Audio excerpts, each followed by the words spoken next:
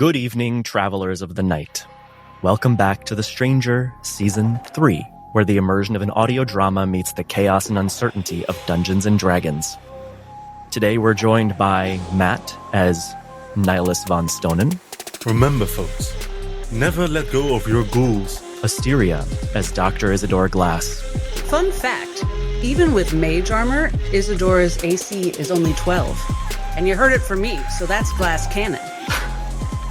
Wit as Gilfade.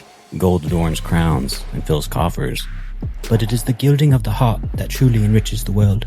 And once again, we are joined by Mike from Arcane Focus D&D. They're introducing a new D&D 5e actual play named Ventir.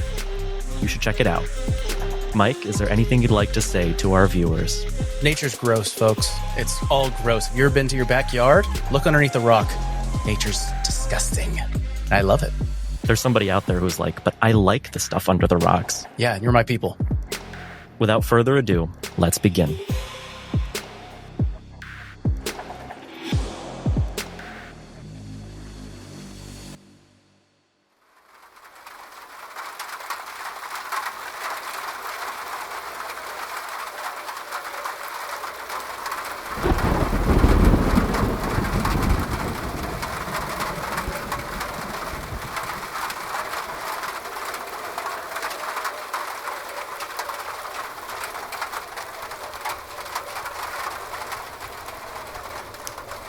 Dr. Glass. Or maybe Dr. Glass isn't what I should be saying, because the time at which we open in on this humble childhood home, you're probably just called Isadora. You're probably around 10. There is a rainstorm battering at the windows. But inside, it's warm. There is a fireplace, keeping the whole house alight. Unfortunately, the only person who's here today is your Aunt Amalia. The rest of the family has been called out. So your Aunt Amalia decides to spend this special day with you.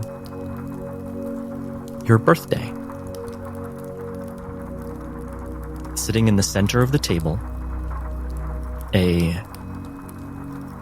far too lovely looking pastry made with an incredible amount of care, and maybe a secret talent of your Aunt Amalia,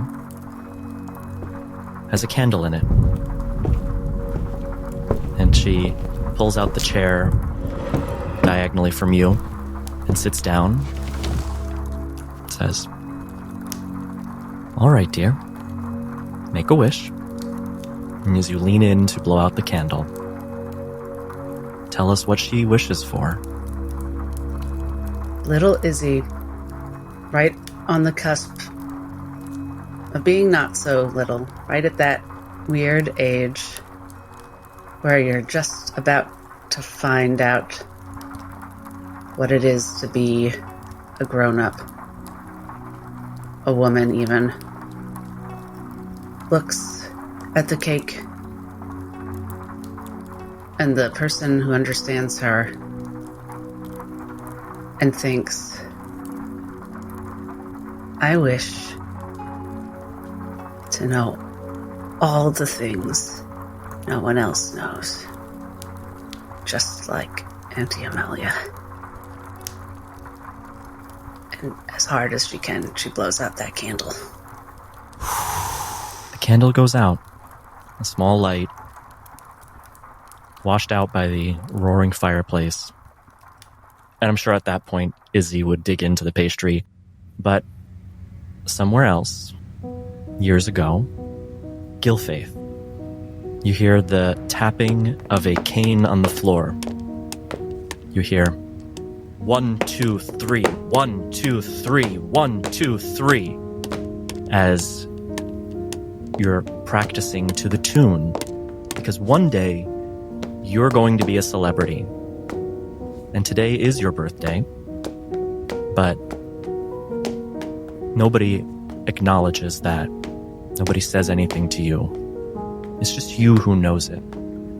On the scant respite that you get from your consistent practices, when you go to reflect on this special day, what does Gilfaith want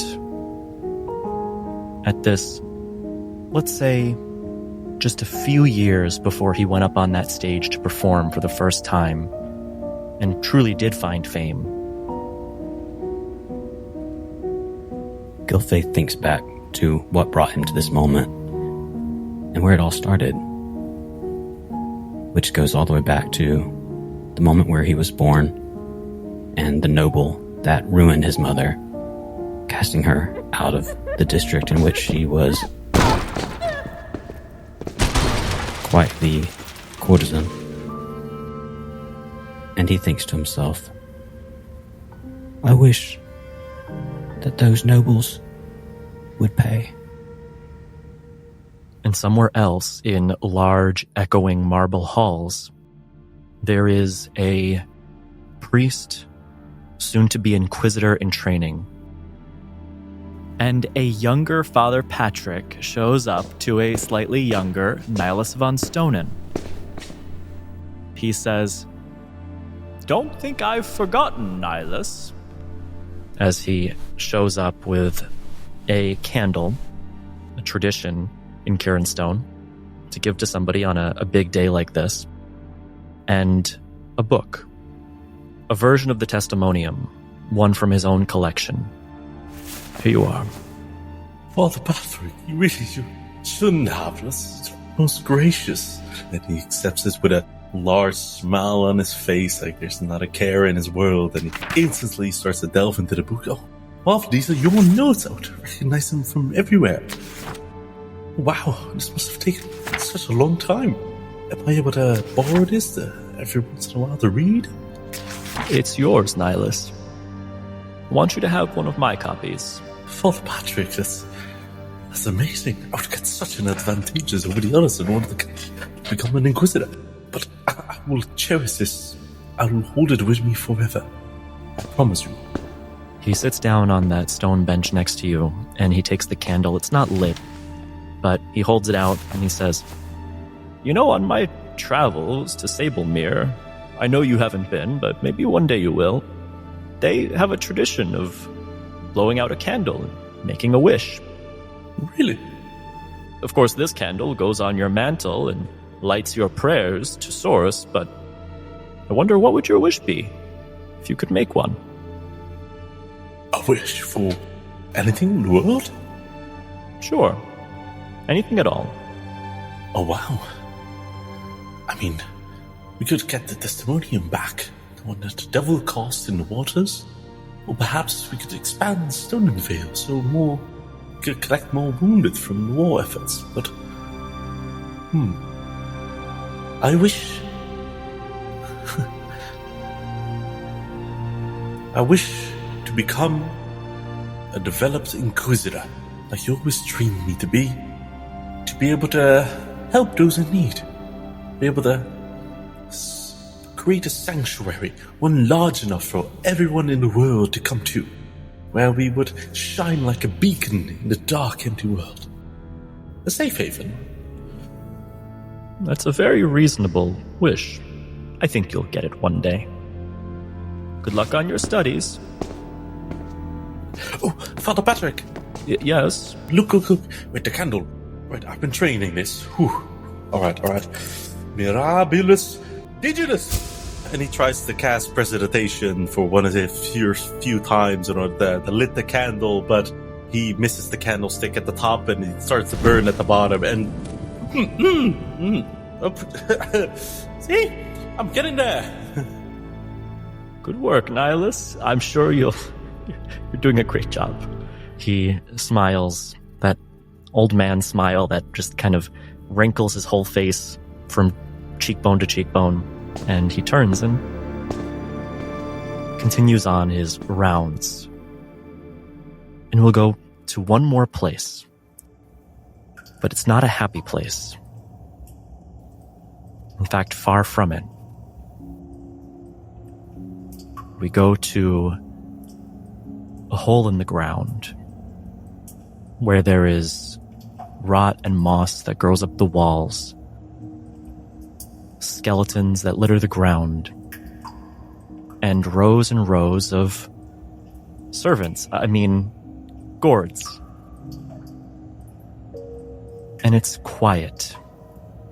And all you hear is the distant dripping of water and that damp cave ambience. But then you hear the crunch of a boot. And not just the audience who's listening to me, Christoph, you hear the crunch of a boot. Christoph, more than likely, down here, way and alone, having a bit of an episode, perks up. The sound of the boot. Jarvis, he's a guest. We must say hello. Rushes towards the sound. As you turn into that place that you know so well, the place where you fell, first you see a silhouette, and that strikes you familiar, and as you grow closer, your eyes adjust to see your father. Son? Dad. What? Looks up at the hole, see if he sees anything, and start. Hold on. Are you okay? Let me help you. I'm okay. I'm okay. He pulls a satchel around the front, and he goes over to a rock in the corner. It's just about waist height, and he walks to it with such familiarity. He knows this rock, he knows where it is, and he sits down. As he opens the satchel, he takes out a small pastry, something from a baker, nothing fancy, and he puts it out onto it. Christoph's mind is racing, trying to grasp that the fall. Dad looks okay, but I wasn't. Sees the pastry and already starts to feel that rumbling in the stomach of someone who hasn't eaten anything such complicatedly made as a pastry down here in such a long time. Looks at his dad, looks at the pastry. Oh, how? Dad, I missed you. I missed you so much. And he'll rush towards his dad to try to give him a hug. You notice that his hug is confused and half-hearted. You immediately see the welling of wetness at his eyes. As you hug him, he embraces in a little bit closer. Yes, I missed you too. It's a special day today. It's your birthday. I thought I would come by. Yes. My birthday. Oh. Thank you. You remembered. Mother said you were always busy, but I knew you would remember sooner or later. He looks towards the pastry, grabs it. And as you do, he stands and he walks around you, and standing behind you with a hand on your shoulder. I couldn't bring a candle, but I thought you might want to make a wish. When Christoph feels his father's hand, he'll instinctively try to tap his father's hand back as it's still placed there. Does it feel warm?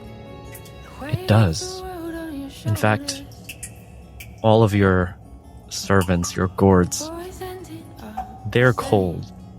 And when you feel that warmth, you know immediately that he's very real. Christoph shakes almost a little bit in the body, taking a shaky breath. It's been a long time since he smiled, and he smiles wide. Greedily, as kind of a little bit of a pampered child as he is, grabs the pastry. I so wish. Well, I want more happy times with you and Mama. And, of course, the sisters. I miss them too. But I think the biggest thing that I wish for, I want to see the sun again. It's been a while. It's so dark and cold down here. You won't enjoy it. I haven't. Can we find the way out? You see a single drop of water wets a small spot on the stone, and you feel a cold something by your throat as a blade cuts. And it goes dark. Time goes by, won't we keep heading round in circles, never letting go, never letting go. That's when we will emerge where we left. Having just slayed the skeletons raised by Nihilus, he stepped away from the group. He took a moment to himself. And as you step, Kristoff, that last step, oh God, I'm going to quote Lord of the Rings here. Before you've gone the furthest you have from this home of yours ever, you feel the wailing of the caverns beyond, and you're not sure why. But moving past this point tinges on a little bit of those fears. And you see as Nihilus, Gilfaith, and Dr. Glass have walked ahead. It's just a cavern. It's where the moss stops. The next step you take will be your farthest. To your knowledge, what does Kristoff think? What does he do? Kristoff feels like a flea that's been in a jar that's been closed, and finally the jar has been opened. He doesn't know if he can jump that high. He feels a little out of place to move forward, because everything in his core has been telling him to stay. Something down this corridor, this cavern, has always... It's just something about it keeps him here. I think he stops right at the entryway as everyone else starts to leave. His quote-unquote front door. As everyone starts to take a few more steps away, he takes a single step forward. And it's that near wincing fear as he sort of pulls back, finds that nothing bad happened. It takes him a moment or two to find that courage until he starts to move forward, and he's definitely trailing behind everyone. I think he does call out and go, I've never been down this corridor before, so it's out of my house. It's new. Isidore lingers behind, says, Kristoff dear, you know, sometimes my bad leg acts up a bit. Would you mind taking my arm and helping me? Oh, not at all. It would be my noble duty, of course.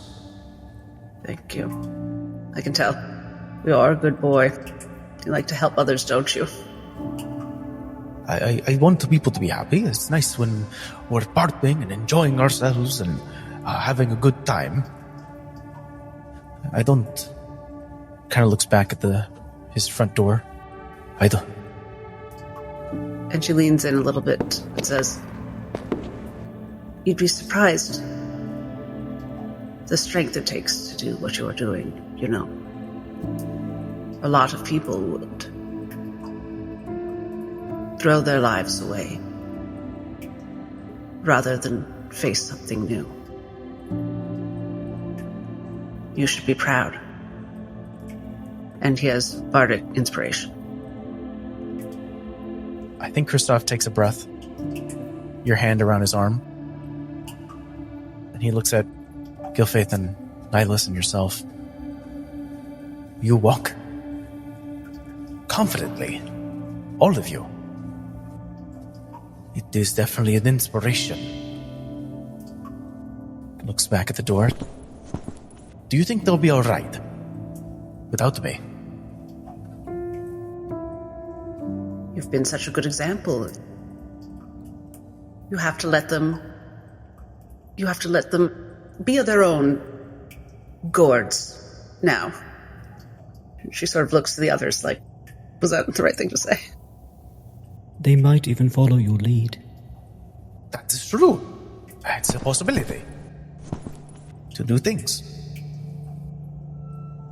Who needs healing? I'm at under half, so I'll take whatever. It might be more than a one-person job. It's not a pretty sight, but it does the job. Grab an arm where you are scratched, cut up, bruised, just wounded. Bit of the plant life underneath his throat starts to bloom. Starts to almost the petals snap against his neck, and you see Kristoff start to almost struggle to breathe until finally he... And a gush of green and black plant matter trickles down your shoulder to your arm where your wounds are at. Immediately, you start to see plant matter start to fill the spaces where you have cuts and bruises. Bit of mushroom and fungi start to sprout till they wither away, revealing a healed hand or arm, and I will cast a 3rd level Cure Wounds for 14. Amazing. That puts me almost back at full. That was fascinating and strangely satisfying. Scratching an itch. Like I hear patients say maggots rather, eating dead flesh. At some point, I might ask you for a sample of that. Now is not the moment, I'm aware, but very interesting, Kristoff. Gilfaith takes the Chancellor's scarf and looks at it, eyeing the different Rorschach images of impressions of the different ballet positions, puts it around his neck, and walks up to Nihilus. Where did you go? Where did I go when? Just earlier? Yes, I was watching you. You seemed so far away. It's been a long journey, Gilfaith, and I sometimes need a moment to catch up on myself. Pray, recuperate, but that is the answer I would normally say. Yet, true to be told, I don't know. I feel a bit lost. I simply wandered. We are all a bit lost. However, going down this path that Kristoff has not been down, perhaps we'll find our way out together. I do pray so, Gilfaith. I do. Although, where in the blazes are we? And arm in arm, Kristoff and Glass, Gilfaith and Nihilus, as you leave this damp, musty, moldy section of the cave, there really is only one place to go. It's further in. And there are questions. Why was there a hole in the ground to fall through to begin with? Why does this place exist? Is it just a mustache-twirling, maniacal, fiendish villain pit? Or is there something more to it? But here's what you see as you travel the hall.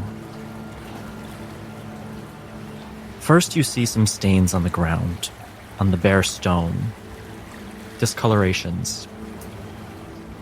You see some charcoal, maybe an old campfire once.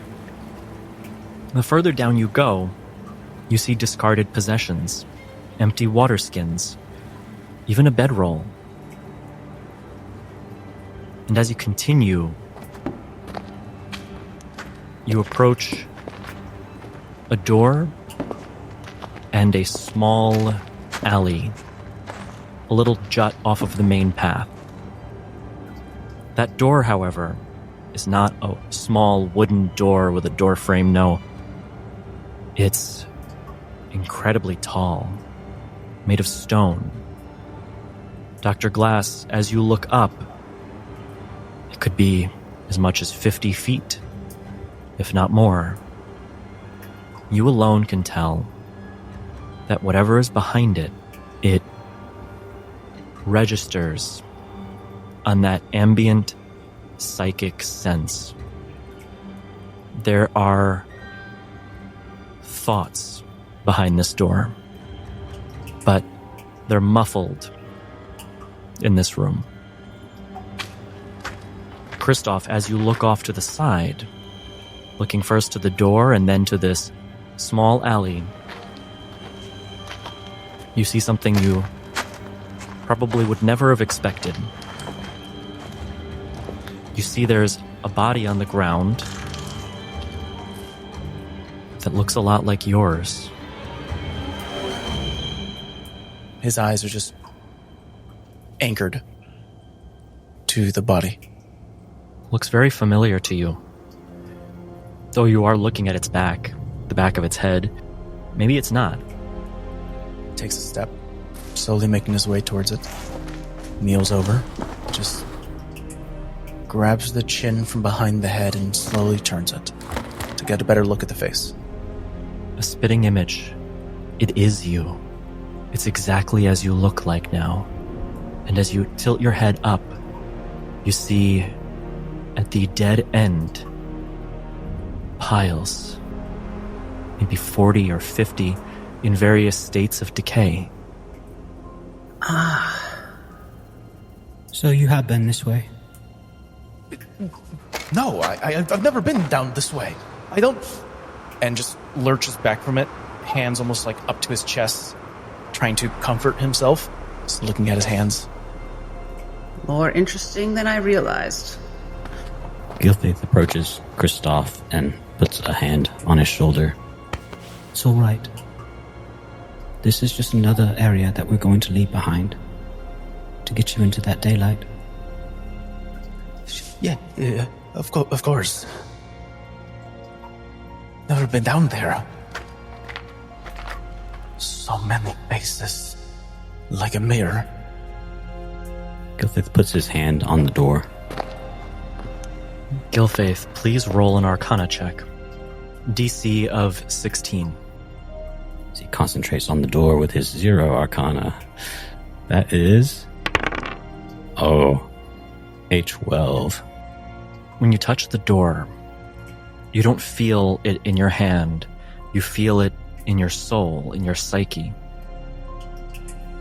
The experience, if you've never had psychic abilities, would be jarring, likely at first. Dr. Glass, you recognize immediately from Gilfaith's reaction that he's been touched in a way that you are all too familiar with. Oh, so I'm not just, like, sensing people. I'm sensing psychic activity. You are. All right, everyone be still for a moment. And quiet, and try not to think too loud. There are powerful people beyond that door. We're all powerful. We have powers. They have my kind of powers. Let's focus on one thing at a time and gather our wits, shall we? Kristoff, are you all right to proceed? Do you need anything? Kristoff is on the verge of tears, looking at the piles of bodies of himself. All right, that was perhaps a silly question. Why don't you come over here? And as I gesture, I kind of want to swap places with him and interpose myself between him and the pile of his own corpses. And I'd love to do some sort of medicine check and look at the bodies her question is this at all related to what she noted earlier about feather rot having like this individualized component in the way it manifests? Or is this something totally different and like a special Kristoff thing? Please roll medicine, and that's going to be with advantage now that you've seen these bodies. And the DC is going to be 15. Splendid. 21, thanks to advantage. 21 medicine. You're an academic, a doctor. And medicine, if not your specialty, is certainly your strong suit. Logic as well. Looking at Kristoff, really looking at him this time, and remembering the place where you were and how overgrown it was. What you realize, perhaps the thing that Kristoff maybe blissfully is ignorant to, is that it's not the environment that is the product of him, but it is him who is the product of his environment. In the same way that mold might grow, perhaps so does Kristoff. Mycology, certainly not Isidore's specialty. So this is what happens, perhaps, if you die right here in a specific way. Now that's curious. I think just looking him over and the bodies, that you probably wouldn't know. This is a fungus thing, not a feather rot thing. Or is feather rot a fungus? All excellent questions, but not all of which I think you'd have the answer to. Like in The Last of Us. Oh no. I've heard of that tale. It's a great great theater show. Like in that periodical of Us, the last one, it had an article about... Gilfaith tries to listen to Dr. Glass's advice, and so he says silently, whispering, but only to where he should be able to hear it. But Dr. Glass, you hear it as if he's whispering directly into your ear. Dr. Glass, what is this door doing? It reminds me of you. Is this a pun, Mr. Wolverton? You can see he's trembling a little bit. Oh dear. Hopefully what this door is doing is staying shut and becoming increasingly distant from you as you back away. He breaks his hand away from it, steps back. All right, there. That was... different. All right, everyone. Here's more fun bad news. I don't think I had a moment to relay that before you caught up with me, when Lady Evelyn was giving me the grand tour, I met the king, sort of. He didn't meet me. He's a bit incapacitated. He seems to have a council of, I won't call them nightjars, but nexus bound. It's very eerie seeing them watch over him as Lady Evelyn gloated about her control. So it's true. Crowsperch really does still have a monarch. How interesting. Of sorts. Whether he's comatose or...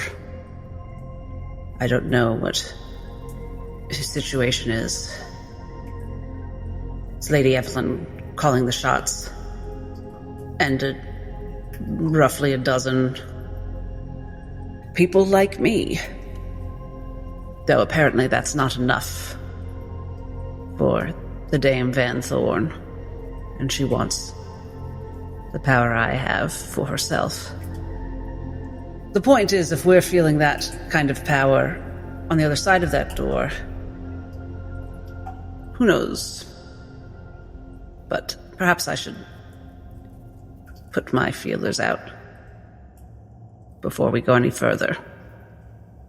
Probably for the first time, you see Gilfaith become slightly angry as he says, Lady Evelyn is small, and her reach is small. She may have all of Crowsperch, but that pales in comparison to the rest of the world. She has power, sure. Quite painful. Short sight.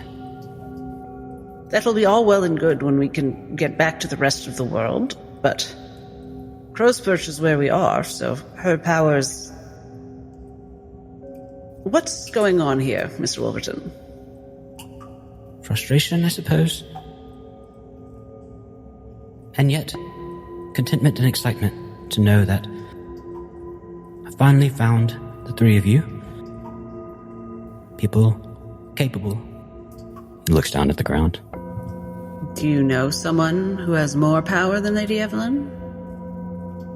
No, I do not. I would have said Chancellor Legrand. However, he has been reduced to a pile of ash now. You know what this means? This means that my mother wasn't wrong. Go on. This means that my mother was not mad. You saw Chancellor Legrand. You saw the creature that he was hiding from me all this time. And I put her in that hospital because she saw monsters everywhere she looked.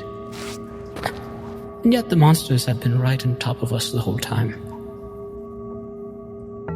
If it's any consolation, sometimes the truth is precisely what drives us mad. Madness is sometimes simply what happens when we're faced with the truth we can neither bear nor ignore. Most people get adept at the ignoring. Meeting you all has definitely dropped a dark veil from my eyes. Then you will have to practice the bearing. Looking around, does Gilfaith see the path continue, or does it end at this door? Is there any kind of fear that this opening of this door may be what's causing these bodies of Christophe to be littering the ground? I would like for you to roll investigation. There's no DC, but the quality of this roll will determine the quality of the outcome. He looks around to make the connection between all the elements in play. And with an 18, he perceives his surroundings. The door is chipped near the bottom. The first thing that comes to mind is, many times in the past, it might have been attempted to be forced open. The ground is littered with bedrolls and even tents, empty water skins, all left behind. As you peek your head over one of them, you see one of the bedrolls is filled with a long, degraded skeleton of a body of somebody who never woke up again. It seems as though many have tried to enter this room, but at least on first impression, it looks like none have succeeded. In fact, it looks like a lot of people died down here. And you think back to the room you came from, the pile of skeletons at the bottom of that pit. It seems that not everybody who was cast into this pit died. Falling down, some survived. Clearly, at the end of this cavern is this single, unopened door. Do I get a sense that it is magically locked or just locked? You would have to investigate it further. You saw Gilfaith's reaction, and you can only presume that you could physically touch that door and have a similar connection to it. I would like to do so, though I promise I'm not going to try to open it just now. Try and do are two different things. I know, but I promise I'm not even going to try. Okay, fair. Yeah, obviously I'm not going to say I open the door, but I'm promising my DM I'm not going to try to open the door right now. You reach out and you touch the door in the same place that Gilfaith did. Understanding rushes into you, because as you touch it, you can feel something large beyond measure. You sense the material is that similar obsidian-like material that the spire is made from. But here, all the way beneath the earth, as you touch it, your senses, they expand. And you feel as though this structure, whatever this door is attached to, it alone travels deep into the earth. You can almost feel the grandeur of it, larger than any palace you've ever seen, larger than cities, going down further and further. However, the moment you touch it, that feeling that others might get when you reach out to their thoughts and you communicate with them, almost pulling the words out of them, you feel like you can't remove your hand. And I need you to roll. You could choose here athletics or arcana. Oh, which should I roll? Yeah, arcana. Okay, great. 18 DC. 13 arcana. Everybody sees as Dr. Glass drops to her knees holding this door, concentrating deeply, trying to remove her hand, presumably. Suddenly you see a light emerge that starts to split the door down the middle. Dr. Glass, you observe this as, if a door has a lock, you feel as though you yourself are being used as a key. And everything starts to shake. The ground, it starts to shake. Some rocks crumble from the top of this cavern. And that earthquake, it travels far. Dr. Glass, you can tell it probably travels as far as the entire citadel itself. And as the ground quakes, so does this door begin to open before you. As your hand is released, and the door, it opens. And then the ground stops shaking. On the inside, you see what looks to be a round room with a column in the center. It's so familiar to the one that you've seen before, but it's not that one. Okay. On one side of it, you see an altar. The pillar in the center, it's empty. It's a smooth stone pillar. The altar, sitting, leaning against the wall, behind it, is your Aunt Amalia.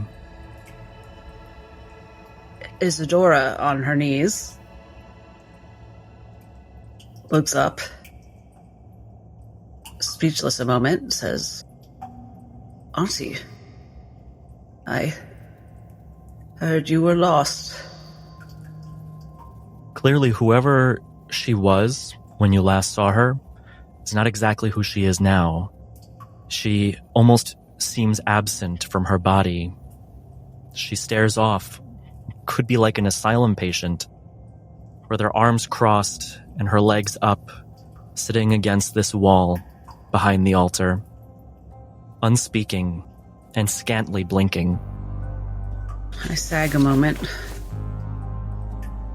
With Dr. Glass hesitating, Gilfaith confidently and with great poise steps forward into the room, but then turns and extends a hand, "Come on now," to Dr. Glass to lift her up from the ground and grant her bardic inspiration. And she takes the hand gladly, but before she gets up, she holds his hand to stop him and says, "You must be very careful, Gilfaith. I don't think we've told you. My aunt is very, very powerful, and she has been through a great deal." Well, I'm sure she'll be happy to see you. That breaks her heart a moment. There are so many words in that sentence that just cannot be taken for granted. She says, "If you insist upon being sure of anything, do not step into this room. Do you understand?" As you say that, You see some rocks crumble in the distance from the room you came from, where that hole is. Something about the shaking of the earth must have alerted somebody something. And somebody is now approaching. You don't see anybody yet, just the rope slams against the ground as it unfurls, hitting the pile of skeletons at the bottom. Somebody's coming. I stand. And can I close the distance to my aunt? You could close the distance to your aunt, you could enter the room, and you also feel as though, given that you are also the key, you could close this door if you wanted to. And she says, all right, I take that back, everyone inside. And she stands and gestures them in. Everybody steps inside, I presume. Tell me if I'm wrong. If I may interject, just while Dr. Glass leaves Kristoff's hand, interacts with the door, sees a family member, and sort of catches the sound of that. In that moment, that minute, Kristoff would run to one of the bodies, mount it, whisper to it, "What are you? What are we? Please, don't get up." And will attempt something, hoping it doesn't work, but will, for a minute, as this interaction between Glass, Mr. Wolverton, he's going to attempt to cast Animate Dead. I think what we see is Kristoff leaning over, foul mimicry of his own body and flesh, from his neck down to his waist. His flesh starts to split only a bit as vines and roots start to almost quickly jettison out, attaching itself to the body, and immediately they start to find hold into the flesh and see if maybe we can grow something in. The rot and spores, they connect, and this body, it starts to grow. I would say if you have the ability to cast Animate Dead, you would know how it feels to do so. Raising a skeleton from the ground, its lifeless body coming to your command. But in this case, you don't sense that level of control, that power over it completely. Instead, you see the more rotten form of this figure. Its eyes shoot open, and you hear as its chest rises, and you are faced with this withered version of yourself. Kristoff, what did you do? I said hello. Hello. At this point, I'm sure that Isadora Glass has told us to get inside the room. This time is sort of the essence. Gets up slightly, attention split. You see Lady Evelyn Vanthorne appear at the bottom of that pit, having rappelled down the rope, and she looks at you, Dr. Glass, all the way across this space, dead in the eye. And you can feel that there is just a moment before she starts running. Gilfaith casts darkness in front of the party, separating her line of sight from us. And I'd like to speak into her mind, but she's probably too far to do that without a spell slot, isn't she? What's the range? 60 feet. Too far away. I'll just say out loud, and she'll hear it or she doesn't, as everyone gets inside and I close the door. Finders keepers. Kristoff, you have a split second. Are you running into that room? Your double, he probably wouldn't in time be able to join you. I think, Kristoff backs up through the threshold, staring at the double. Do you remember falling and her pushing? Yes, I remember. And he rolls over and grabs onto the next Kristoff, and vines shoot out of him as he animates the next one. Kristoff steps through. I think he just feels that plant matter through the duplicate, growing, spreading, like a weed. Lady Evelyn Van Thorn, running at full speed, gets only inches from the door before it closes fully. By the way, I did roll for her. She got a 10 on her roll to run, and that's with a full modifier on her stats. So she gets just within inches of the door. You can't see her because of the darkness, but you can hear her footsteps as the door slams shut, and you are alone in this room. And there is a moment of silence, and then you begin to hear the numerous repeating raising of these Kristoff characters starting to bite Lady Evelyn Van Thorn through the door. You hear the vines whipping, the rot growing, the transformations as 20, 30, 40 of these copies are now having an all-out battle with Lady Evelyn Van Thorn. However, as the door closes and you're alone in that room, Amalia turns her head, only showing the scant recognition and acknowledgement that you're here, before turning away, remaining nearly in this catatonic position on the edge of the room behind the altar. Now, here's where it gets interesting for everybody. Gilfaith, if you could make a wish right now, what would it be? In this moment, in this time, Gilfaith is burdened heavily by the fact that there is this salvation for all the people of Crow's Perch from what we've been warned is coming. And his wish is that the people of this island would be protected. He doesn't want them all to be excluded from the salvation that the nobles hoard for themselves here. And that wish builds up and burns and burrows in his gut, reminding him it's all the same. It's always the same.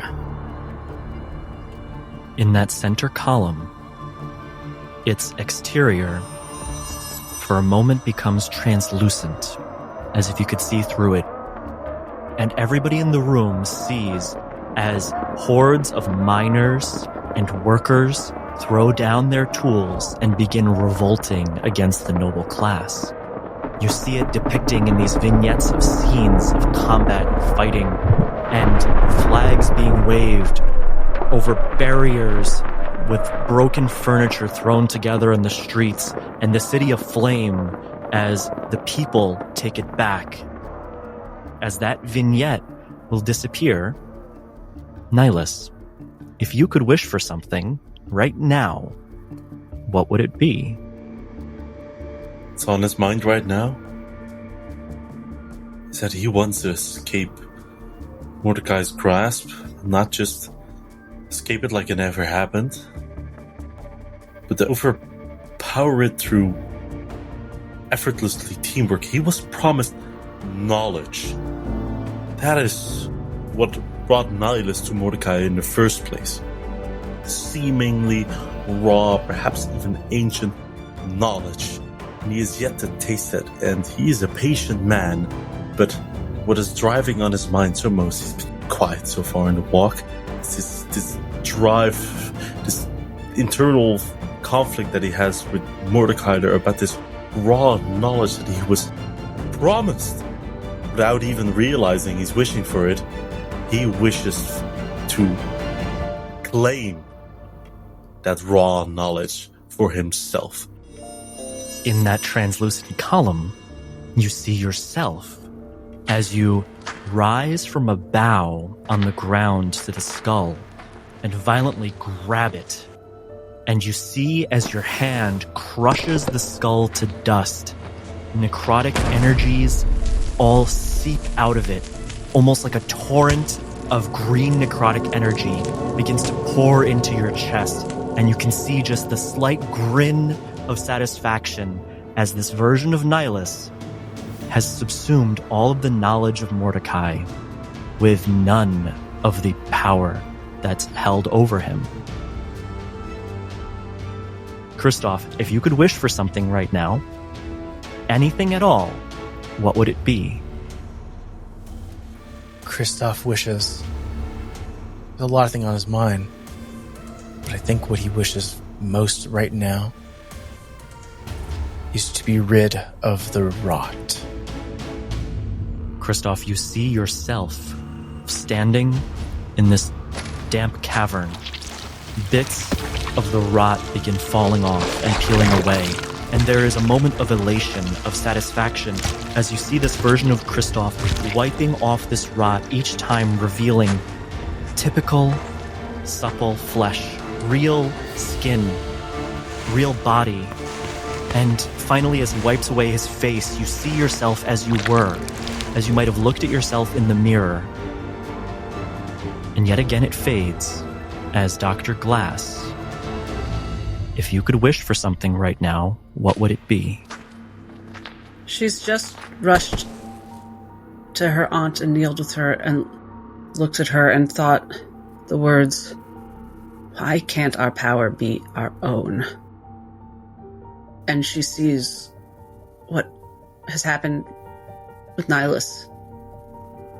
And what she wishes for is healed minds for all the Nexus bound.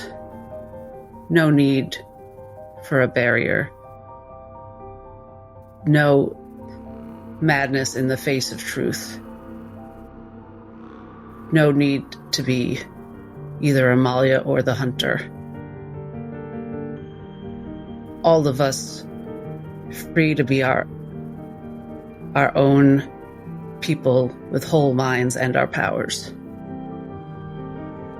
You see yourself standing in front of your Aunt Amalia as she stands before you as well. And as opposed to this catatonic version of her on the floor, you see a face of true recognition, comfort. Dr. Glass, this version of her, embraces her Aunt Amalia, and you can just tell that the burdens of being a Nexus bound are absent in this tender moment. That's when everybody starts to recognize, having seen all these moments, in the same way, Gilfaith, you felt that psychic energy and recoiled from the door. You feel you're all connected here. Everybody can sense that there is something stirring, an energy bubbling, and it's centered on Dr. Glass. Dr. Glass, you feel as though if everybody in this room would come to a consensus, you can cast a wish spell. If you stand at the altar and channel all of your powers, just one. Now, the reach of that wish spell is limited. You recognize that it will only affect the confines of this saturation of the island of Crowperch. And you don't feel completely in control of how that wish will play out. But you feel the immense power sufficient to strike the match that will explode a wish into existence. And one of the four we just said. Or anything else. Those were just each person's most desired wish in that moment. But you have time, but maybe limited time, as the combat outside, it rages on. Everybody is privy to this. Do you think we can just wish for healing for all on Crow Perch, my friends? She's reached out her hands to everyone to draw them in to a circle. What is going on? What even is this glass? You're familiar with this place? Oh, Nihilus, you haven't seen. What is going on? I think I saw this place inscribed on a pillar. Where is this coming from? You're connected with the key, the shaking of the rocks. That was you. And you have control of this place. You have control of this. You have the power. I've been telling you, this is some sort of consonance point with the nexus, the void, that this is where my power comes from, that there's something in me, in my aunt here, that is deeply, deeply connected to Crow's Perch and to a power of the universe, of reality, that we still don't understand if it's from our reality or embracing or invading.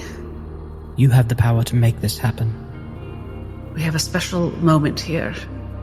Please, allow me half a moment to understand it in my own mind. But remember, Nihilus, sometimes before understanding we need faith. I do. I just want to know. And he will try out to touch it. And cast Identify. You cast Identify as you touch the pillar. I'm going to need you to make an Arcana check. That said, the DC on this is going to be a 20. Nihilus rolled a 12 for a total of 23. As he is an expert in Arcana. When you cast Identify, I think I've given this spiel at the beginning of the campaign, but I should remind. Identify in our campaign doesn't work like in traditional D&D. You're not going to get the item's name, its abilities, a full identification of this item. Instead, what you get is your best understanding that you can reach in and delve into it, to some extent what the DM's willing to give.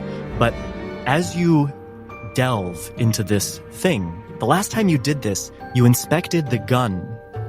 You saw its metallurgical components, the gold in it, the silver, the steel, the broom. You understood that this was beyond just a standard gun, but one of expensive make. In this case, you delve deep into it, and you see a strange material. Gold and copper. It identifies because you can feel its structures. It's crystalline. This is abstract and non-uniform. It's a crystal that doesn't repeat in its structure. It could almost be malleable if it was not a physically hard thing. And as you delve into it, sometimes you can gain insights into its past. And when you do, you feel yourself traveling into the past. When you identified that blade, you heard the voices of the surgeons and the forgers who said, the good doctor, and the name the good doctor came to you. You recalled its forging of these surgical knives being smelted together. But as you delve into the past, you go farther and farther. You go so far, you're beyond 100 years, you're beyond 1,000 years. It just keeps going until you feel like you can almost see the destination. You can see a rich, lush city. You can see massive structures all like this, of this black obsidian, but carved into these beautiful architectural marvels. You can see magic of all types all the way in that distance. You're still traveling there. It's just so far to get there. Because you passed the check, you get in with striking distance of this vision, of this memory. And you see a culture far unlike anything you've seen before. You see a people, like giants, but the whole world is giant to suit their stature. And you see a large, round, cylindrical spire in the center of this civilization that reaches not up to the sky, but beyond, all the way through the clouds. But that's when the reach of your identify, like a rope finally pulling taut, strikes you. You can go no further, and you're ripped all the way out of this identification. As everybody sees Nihilus stumble back, his hand being ejected from the pillar. Stumbles onto the floor with the knees crashing. The city, civilization, it goes back. Just what? You can wish for anything. You can wish for it to become back the way it was. For to try and to have lived. Is this? So what you're saying is, we could end the saturation. That's thinking a bit small, I think. And everything. You can end the civilization as we know it. You could reach beyond, above the clouds. It goes on and on and on. Perhaps we should wish to pull back the darkness that is polluting Crow's Perch. Perhaps we don't even need to know the source in order to reach it. The rot, whether or not it's feather rot. I think it goes without saying that this is probably the most potential campaign-changing moment that we've encountered so far. And your decision will affect every time we play the Stranger from now on. What if we wish to heal the island? What does that mean? What is it healing from? We barely know. We see the symptoms. What is the cause? You're a doctor. But perhaps we don't need to know. You're trusting. Well, it's been here longer than us. It knows everything. Exactly.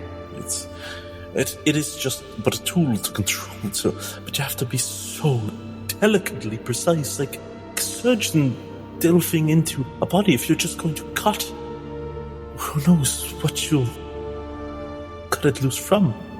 Well, then we likely shouldn't use it at all, or we'll have to think very small indeed. But Evelyn's here. Whatever they are fighting, we have but a moment. We know what happened last time we faced Evelyn. We smashed to bits. We don't have anywhere else to go. You hear a crash of arcane energy in the back behind the door as likely another swatch of bodies have been thrown to one direction. The fight rages on, but you start to hear Evelyn's impact on the fight even more loudly each time. Well, you could grant my wish, and Amalia will be able to help us, and who knows who else. And Evelyn will likely lose power over many people she has power over. You see a smirk of interest in what you have to say as far as that goes from Gilfaith. But then his face stiffens and he says, "We cannot be selfish in this moment. This could be bigger than any of us in this room, and it should be." Well, that's what I said with the heal Crow's Perch. I'm throwing out suggestions. Does anyone else have a suggestion? If we treat it like a sickness, and we heal the people, would we know the cause of the sickness? Likely not. This is a one-time miracle thing. Then perhaps we can do information. Learn what is causing the sickness. Learn all. Or if we're broad in the way that you suggest, Dr. Glass, perhaps in that process, Christoph also has his wish granted. Perhaps I have my wish granted as well. Or perhaps not, and it's an answer that we cannot use, and we die in this room with more information. This pillar, this thing, it's ancient more out there. I think that's why they've been digging so much in this There's something here with the ground. Crow's perch will doom all of the lands. I think you should move Crow's perch away. Isolate it. Let it be the sickness. Confide it. Truly. Don't let the sickness spread to anything else. Let it rot on its own. We, all four of us, if we could put the other part, this is beyond us. This has been going on for civilizations, on repeat and repeat and repeat, and the destruction will just grow until another one like Evelyn, the Vantorns, they will just come again and they will take control of this power. No, we need to put a stop to it. Isolate the island away into a place out of reach, away, far, beyond the dimension. And with us on it, absolutely not. This is bigger than us. Send Crow's perch hurtling into the void itself. Amputate. Slack. Get rid of it. Stinky, dead, filth, rotten, cursed place. Rid it. Were you like this when you were an Inquisitor also, Mr. Von Stonen? This is... The people here, this land, if it has a sickness, it can be cured. The sickness is but a symptom of the dooming that rots this. It is the surface. Dr. Glass was right. Well, I liked that last part. Go on. It needs a cure. Yes, such as? We can manifest your will into being that cure. Whether it be from the saturation, or the feather rot, or both. Alright, let's summarize. We've found cures or treatments for many diseases. All diseases can be cured. I don't know that science has proven that. Certainly, many diseases, perhaps most of them, we have not found cures for. It is a goal to heal the sick and do what we can to heal the sick, or when we cannot, ease the suffering of the sick. First, do no harm. I am personally an advocate of euthanasia when necessary, and containing contagion has long been a tool in the medical field. So shall we quarantine Crow's Perch further? Interesting idea. It's true that Crow's Perch has been quarantined, and there are things we don't understand that make that not enough. Yes, the feather rot, the madness. There is the monsters we've seen and encountered, the saturation. Of course, it's unnatural, a cause to this. It's bigger than us. We need to save the others out there in the world before this power gets abused and spread, and it's out of everyone's control. There is another family of options that's a little less imaginative, but could be very effective. It's very practical for our purposes. We could wish something like, kill every member of every noble house immediately. Kristoff starts sweating. I would like to not meet my end with this wish, please. Oh, alright, sorry, we could kill every Van Thorn immediately. You know, just cut off the head of the snake, and then we'll have some time. This... No time to be joking. Look, something like that. We could just wish to kill all our enemies and all of the people controlling Crow's Perch, and then when we get out of here, we'd have a lot of breathing room to sort things out. They are but another symptom. another line will come, another person will come wanting to overtake this power. Well, yes, but again, and she clacks her cane. Could everyone stop using medical analogies to disagree with me? We often treat symptoms to keep patients alive while we are looking for a cure. This is a thing in medicine. Yes, you can die of a fever. We treat fevers to keep people alive, even though fevers are a symptom. You can die of dehydration from vomiting too much because you got food poisoning.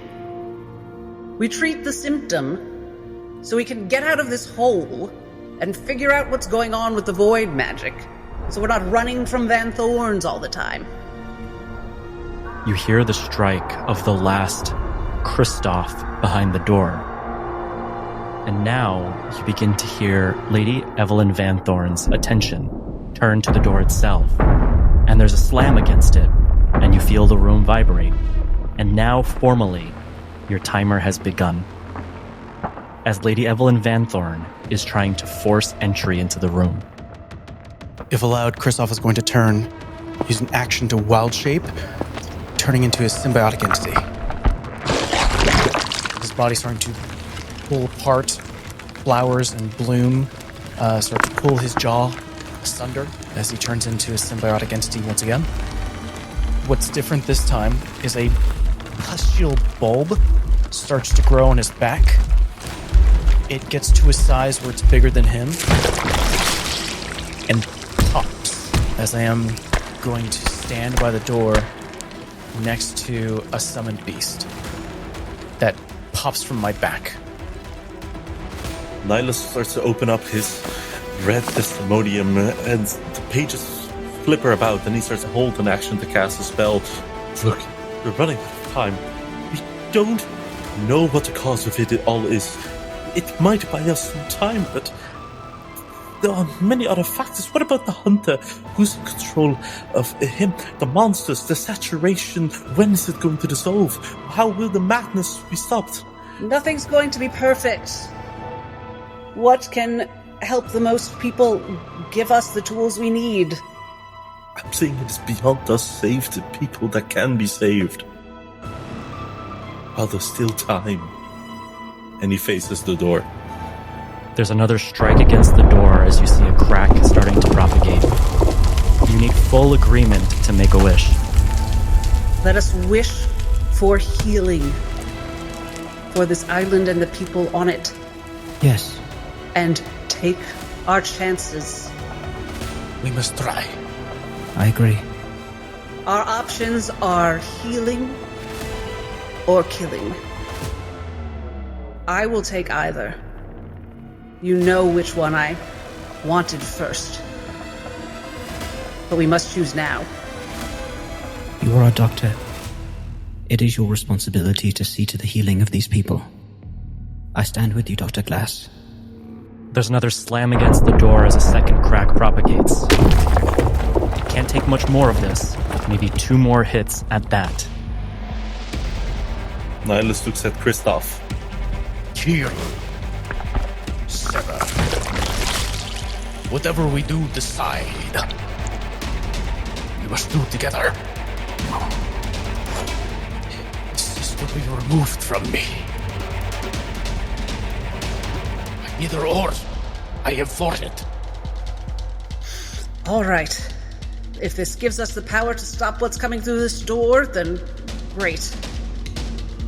But possibly on my last breath on Somalia, we wish for healing for this island and the people on it. Body and mind, please.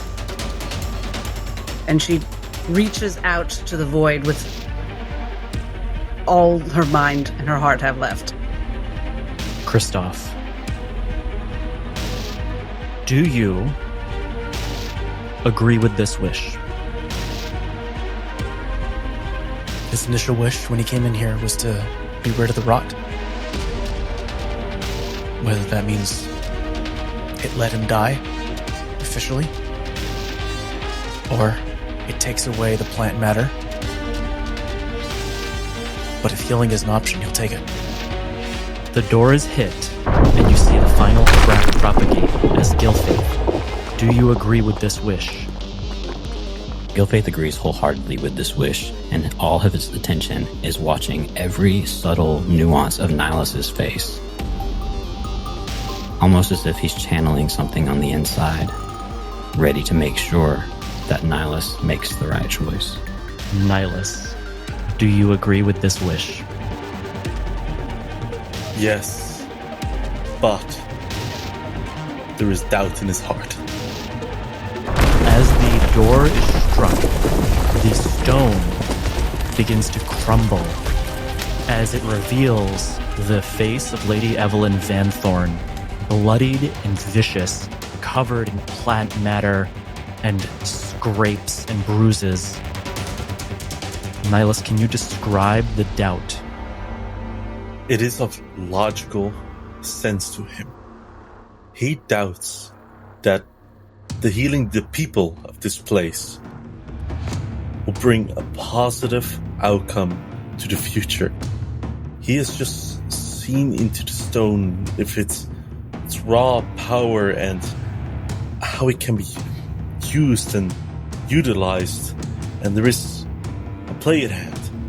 To him, this is, with all the medical terms, like putting a band-aid on a wound instead of fixing the infection itself. It will just give them but a small glimpse of time at best.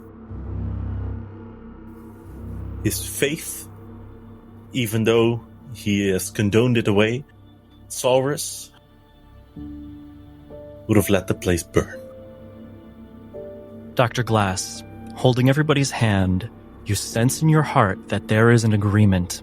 Even if there is a somewhat doubtful one, there's no more time. Severing the connection, you feel all of that energy, of that desire, of that wish channeled into you. Lady Evelyn Van Thorn stands at the door and yells, "No!" as you know that you need to go and channel this wish. You know where and you know how because you've seen it. You go to the altar. And I raise my cane. The entire pillar becomes translucent. The outer layer, as if a bubble being blown, begins to pass through Nihilus, Gilfaith, Kristoff, you even, Lady Evelyn Van Thorn. It goes farther and farther until it reaches the very edges of the island and the saturation. And you feel a warmth, a healing. You look down and even the minor scrapes that you have, those close. And for a moment you feel that breath of fresh air, that release of tension, the warmth.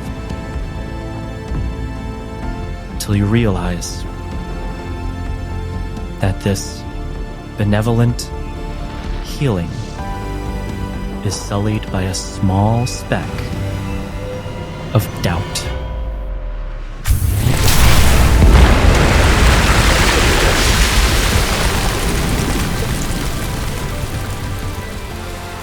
Dr. Faust, are you listening?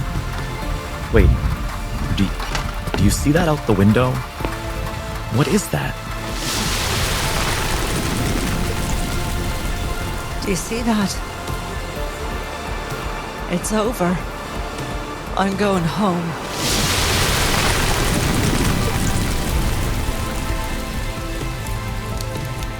Farewell, brother. I thought that punk Van Thorn got me for sure. How long was I out for, brother? I ache everywhere. Oh. Yeah, I'd say you probably sting a bit, aye? That's a hug. Okay, good to see you too, brother mine. Good to see you too.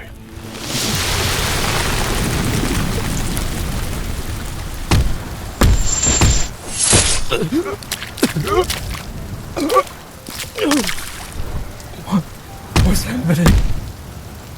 Is that's Doc. Nihilus. They did it. You were right, Esper. We ended up doing some good after all. Yeah. I just wish you were here to see it.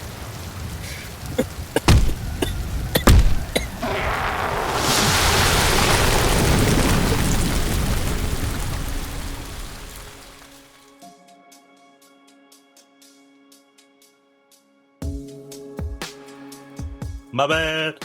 Be true to it, man. Komo, please keep that my bad in there. Whoopsie.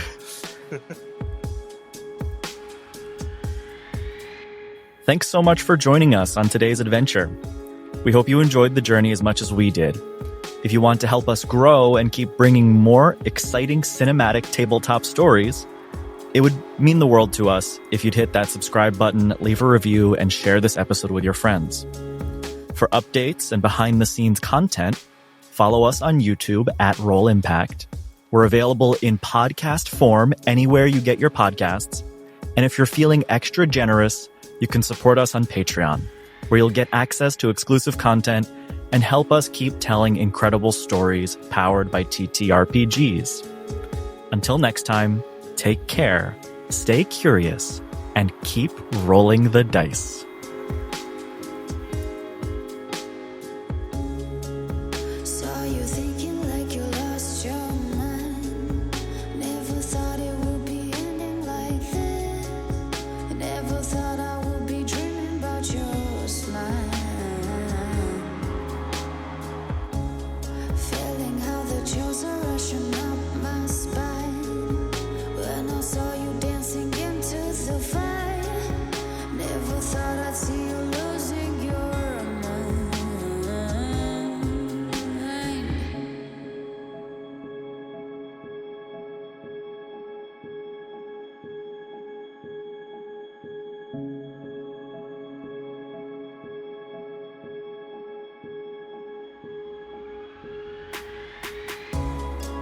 I saw you thinking like you lost